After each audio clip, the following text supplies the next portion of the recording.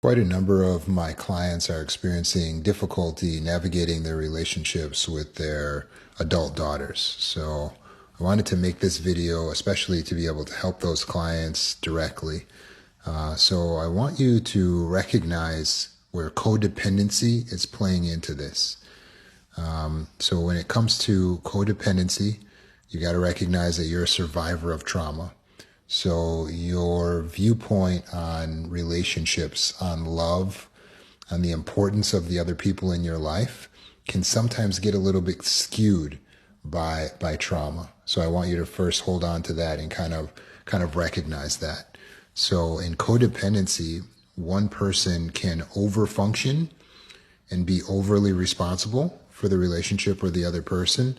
They'll make themselves responsible for the other person's emotions or decisions or happiness, while the other person underfunctions.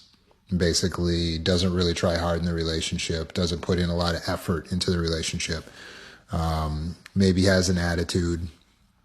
Does that sound familiar? Maybe the other person who's underfunctioning, in this case probably your adult daughter, who doesn't have the same level of CPTSD that you might have, which is a credit to your parenting. They're more independent minded, a little bit more able to center themselves, although I'm not going to go as far as to call them self-centered. But we have to recognize that this is a sign that they have the capacity to be independent and to not be codependent. And we should see that as a good thing. We should see that as a victory in our efforts to raise them. So recognize that you're a trauma survivor, and that can create a subconscious need to control or overly nurture others as a way of finding stability. It can also cause you to rely on other people for your identity, for your sense of self.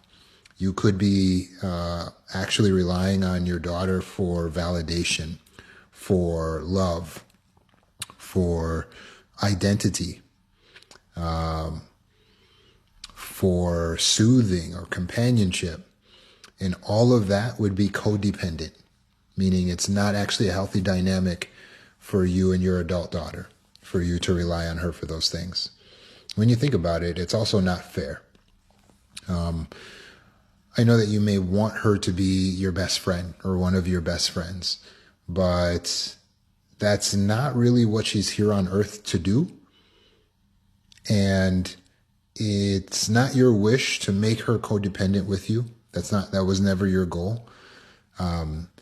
Your responsibility relies with you to find your validation, to find your identity, to find your love outside of just this one person or this relationship with your daughter or any relationships with people. You shouldn't look for your identity, validation, and love from your relationships with people.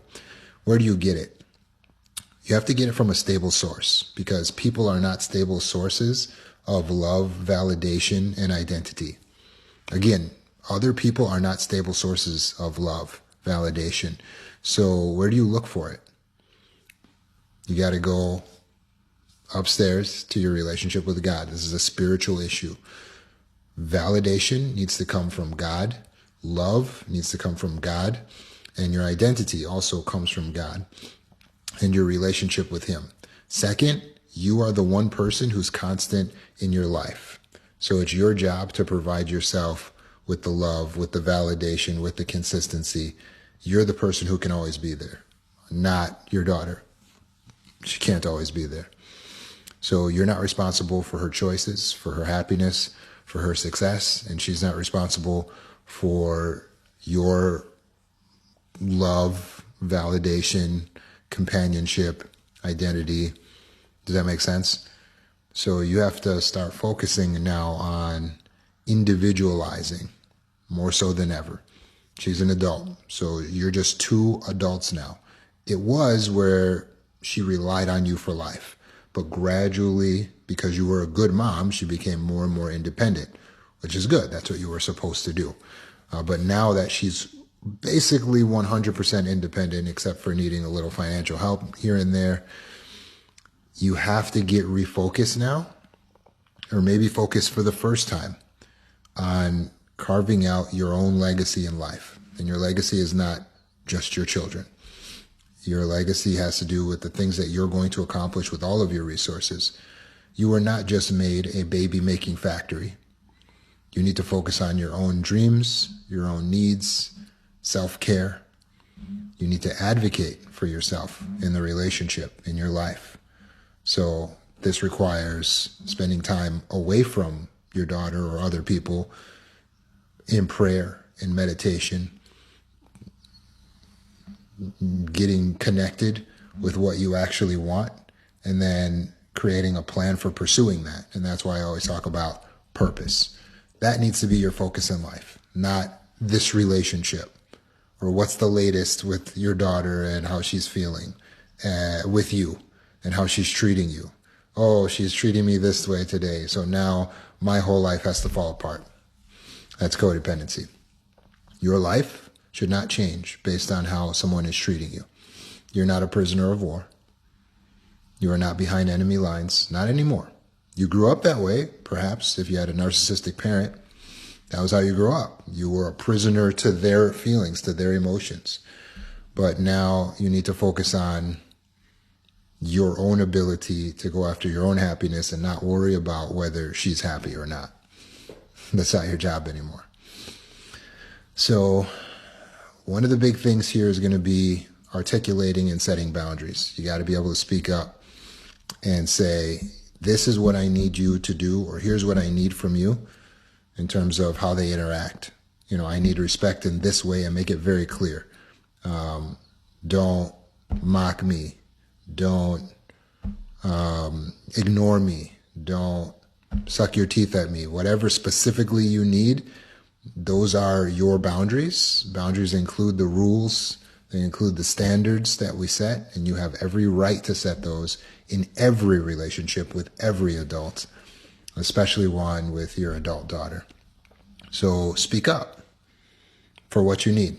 Now, you may be afraid of the confrontation because ultimately what you're afraid of is losing your daughter. So do your meditative work ahead of time.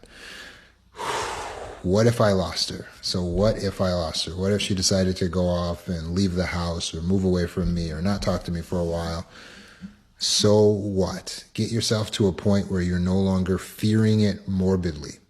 You need this because in order to be able to enforce a boundary, you have to be willing to lose the person, because you have to be able to remove access to yourself and your resources, which means there's going to be some distance between you and the person, and they may react and try to remove access to their resources. So you have to prepare yourself instead of just fearing it and doing nothing and freezing in the circumstance. You have to recognize that this is a part of our individuation from our relationships with our adult children. We need to cut off access to our resources at a certain point, especially if they're not going to respect your boundaries and your standards. Does that make sense? So first of all, get okay with the fact that you may have to pull away or walk away. It probably won't come to that, but it could. So be okay with that. And then you can set your boundaries because now it's backed by something. You're ready to enforce it.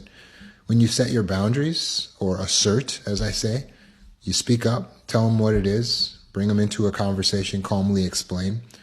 But from there, if they still don't follow it, you can be as patient as you want. You can come back again and again and again and reassert.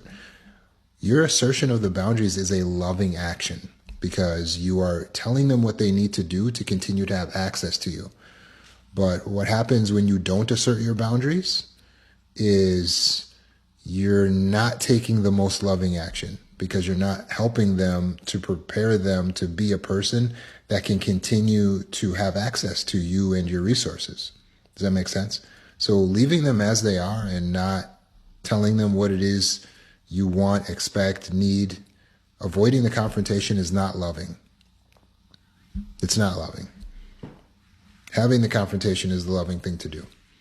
And enforcing your boundaries is loving as well, because it helps people to realize where you actually stand so that they can treat you in a way that you actually appreciate so that you don't hate them. If you go down the road of just people pleasing and holding back, you're going to end up hating your daughter. And we don't want that.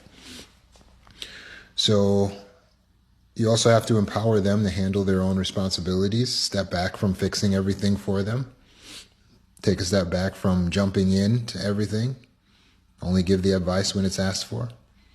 And you got to model independence yourself, show through your actions how you got your life together. You're focused on prioritizing your needs and your wants, and you're creating balance in your life and pursuing your purpose. Does that make sense?